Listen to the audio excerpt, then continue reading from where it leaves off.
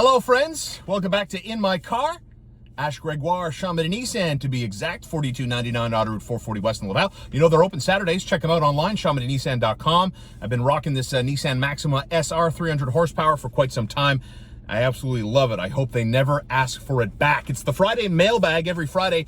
You guys send your emails to In the Car with Starr. I've got them here. We are locked and we are loaded. In the aftermath of what was, hey, let's call it, come on, Montreal Canadiens, man, played an entertaining game. Jeff Petrie scores his first goal of the season, his first goal in 54 games. Mike Hoffman scores for the first time in like 13 games. Montreal Canadiens scored on the power play and they actually had a lead before Patrick Kane scored at about the 2:15 marker of the third period, his 8th goal of the season to tie it up at 2s, and the rest is history. The Canadiens go down in overtime, losing 3-2 in Chicago. So yeah, still sitting on 7 wins. The bad news is there's 46 games to go, you guys. Yeah, there's 46 games to go. That is the bad news. Don't count me amongst those that believe there's some sort of conspiracy theory at play last night between the referees and the Toronto War Room, the disallowed goal after Mike Hoffman gets a little physical, pushing Chicago player into the crease area. And as a result, the referees, first of all, say the puck is good. And then the second that it was not, in fact, ruled offside. So the Montreal Canadiens, it's not the Montreal Screwjob version 2.0. They lose a hockey game. They're back in action on Monday afternoon. They play in Arizona at 4 o'clock. You can listen to it live on TSN 690. Of course, a jam-packed. Who are these boys here? Bonjour, ça va bien? Oui, ça va pas. Oui. Excusez-moi, vous auriez-vous soit un billet de métro pour me dépanner ou soit peut-être un peu de monnaie pour le métro? Un peu de monnaie? Pour faire quoi, exact? Prendre le métro. Je m'envoie à Brassard. À Brassard? Tu fais quoi à Brassard? Je m'envoie sur le boulevard Tachereau. Pour faire quoi? J'ai un rendez-vous à la clinique. À clinique? Es-tu correct? Oh, oui. T'as pas de COVID? Non. Tu mets ton masque, s'il vous plaît. Ouais. Tu vas prendre le métro Linel-Grou? Oui. À Brassard, c'est un Rive-Sud, ça. Oui. J'ai $1. $1. Non, j'ai $2. C'est bon. Merci, bonne chance. Merci beaucoup. Okay, bye-bye. Well, another day in the life of In the Car with Starr. Look, I'm waiting to get my car washed. I'm not gonna lie, I'm waiting to get my car washed, and I have this thing sometimes where if people approach me on the like I'm sitting in the car, I'm at a red light, and, you know, people squeegees that come clean your window, or they're looking for a few extra bucks. If I have money in my cup holder, I'm gonna give them money. It's just, I don't know. It's my thing, and so yeah, if I can help him up $2, fuck, what's he gonna do? He's gonna go buy something to drink, or he's gonna go buy a doobie, or is he really gonna take the metro? I don't know. He says he was going to Brossard, going to the clinic in Brossard. I mean, I'm like a block away from St. Henry. There's like 800 clinics over there. There's clinics in Little Burgundy. There's clinics all over the place. Anyways, if I helped him out a little bit, I was happy to do so. Thanks for helping me out, you guys. You guys sent me your emails, inthecarwithstarr@gmail.com. Now, pardon me, but I could be moving here as I'm waiting to get my car wash, and hopefully this doesn't screw us up here. So let's get to the email bags. Let's go to Steven, who says, who writes to me, Sean, what was your rise in radio like? How did it start? What was the job like till you got where you are now? Thank you, Steve. In the car with Starr at gmail.com is the email address. Please send your emails every Friday. I'll do my best to answer each and every single one of them. So it's a fun question, and I get it asked a lot, obviously, right? So I'll tell you this is the true story. I worked in the schmutta business for a knitting company called Elanco Knitting. I worked in the shipping department. I held various warehouse shipping jobs in my late teens, and before I was like, what am I going to do with my life, right? Like, I was okay in school. I wasn't great in school because I didn't really apply myself that much. I was more interested in having a good time with my friends than I was in getting good grades. And so my father, who worked in an office upstairs, said, listen, you know, you're coasting through school. You could do a lot better. And my dad taught me a lesson. My dad said, listen, you're going to go work a warehouse job. You're going to work like 10 hours a day. You're going to stand on your feet. And you're going to get paid minimum wage. And you're going to see what life is like under those circumstances, and you're going to come back to me and tell me if that's what you want to do. So I worked for this knitting company, Elanco Knitting, on Mayer Street off Chabanel. And what I would do was I would get these sweaters. And so if like a company ordered 35 sweaters, they would break it down. They need 20 mediums, they need 10 larges, and 5 smalls, for example, right? And so I would pick that order, I would put them in a box, and I would separate the sweater sizes by loose newspapers. And so I kid you not, I put a newspaper down separating the sizes, and one of the clippings is a headline that reads, "Do you want to be in radio?" And at the time, like, oh, I got to move. At the time, I was like a big Stern guy. You know, I loved Howard Stern. He was my guy. And I would listen to him every morning when he was on Show 'em and everything else. And I had been approached before. People liked my voice. They thought I was kind of funny sometimes. I thought, maybe this is something that I could do. And so it was the trade school. So I applied to the trade school. I had been working, so I had saved my money, and my tuition was something like $2,000 or $2,500, and I paid it out of my own money that I had worked for. And the rest is history. It was something that I guess I was very enthusiastic about.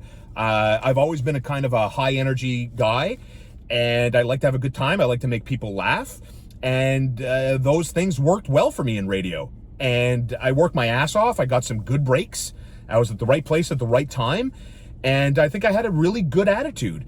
And not that I've, risen to the ranks of radio gods in this city by any stretch, but I'm proud that I've kept a job in radio for over 20 years. And I've been a part of some really fun shows, and I've worked with legendary broadcasters. And I try to learn from every single person I work with, I should say. And the other thing is, when I see, young bucks come into the business, and I've seen people come in with master's degrees that don't know what end of the microphone to speak in, and I've seen people that come in with a high school diploma and they slay it in radio. To me, it's you either have it or you don't. In terms of being dynamic, of having something to say, and that's ultimately what it is. Do you have a point of view? Are you able to express it? That's it, man. Have a point of view and express that point of view. And if you're trying to get into the business, don't let people tell you there's no future, there's no money, blah, blah, blah, blah, blah. Don't let anybody shit on your dreams. If you want to be in radio, you want to work in the media, go get it. And the one thing that worked for me, and maybe it'll work for you, I don't know, I didn't say no a lot. So if, especially early on when I first started, I was like, oh, Sean, do you want to, go work in promo, and you have to set this up, or you got to schlep boxes, or take those cords and wrap them up and put them in storage. Okay, yeah, sure, I would do it. And that worked for me. So if there's one bit of advice, have good energy, have a good attitude, have a point of view, and you're not afraid to express it, and be a keener. That's what I would say. So thank you for that. Stefan writing, hey, Sean, I love the podcast. If you can work for any sports station in the world, or you didn't love Montreal, where would you be? Based on sports talk, not cost of living or weather. I've always said this. Thank you, Steph, for the email. I always said this. I would love to work in Southern California. Yes, the weather. Look, I'm 43 years old, man. I'm born and raised here. I've lived and done winter my entire life. I don't need it anymore. I'm a golfer. I like sun. I want to wear shorts, and I want to wear a t-shirt all the time. And so Southern California has hockey, it has baseball, and it has the NFL. Check, check, check. Put me in Southern California. Bob Irvine, what up, Bobby? Hey, would you enjoy pro golf if they destroyed par every week, or would you prefer they dialed the equipment back to better protect par on the PGA Tour? Great question. Thank you, Bob. Send your questions to me in the car with Starr at gmail.com. I don't enjoy golf when they go 34 under par like they did at the Century Tournament of Champions. Cameron Smith and John Ram just going like lights out low. It's fun to see them shoot low scores and make these incredible approach shots like they're throwing darts at a board. I definitely want to see marquee tournaments set up to be the toughest, most grueling 4 days of pro golf. I don't want to see any cupcake tournaments, especially for marquee events. And no, I mean, I don't want to see them dial the equipment back. I'm fine with where it is. I'm totally fine with where it is. It's about evolving. I mean, it's always been this way. Jack hit it too far. John Daly hit it too far. Tiger hit it too far. DJ hit it too far. Now Bryson hits it too far. I guarantee you in 15 years, we're going to be talking about another player who hits it too far. I think it's fine. Evolve or die. Just learn to play the equipment differently and learn different techniques. I'm fine with that. Nimish, in the car with Starr at gmail.com on this Friday mailbag. A lot of restaurants leave condiments out on every table. Ketchup, Tabasco, sriracha, and so on. Do you leave your ketchup out on the counter all the time? Also, is it okay to wash socks with underwear? Okay, great questions. Ketchup, I hate ketchup. I don't consume ketchup. So right away, ketchup's not, I don't even think it's in my house. Unless my lovely lady over there, she hides it on me. I want nothing to do with ketchup. None of the time, 100% of the time. And yes, it's totally okay. And here's where I am the king of laundry. I do laundry in our house. And I love doing the laundry. A little secret. The machine does all the work.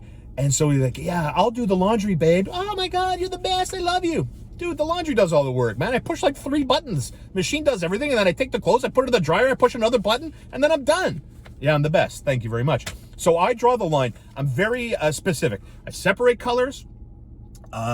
Things that are 100% cotton never go in the dryer. And socks and underwear only get washed with socks and underwear. No other item of clothing, shirts, towels, anything goes in with socks and underwear. Socks and underwear stay together. Thank you for your emails. We'll do it again next week. In the Car with Starr at gmail.com. The Friday mailbag presented as always by Poutineville, Vaudreuil-Dorion and K-Stop Gaspar, Highway 138 in Ganawage. Proud sponsors of In the Car with Starr.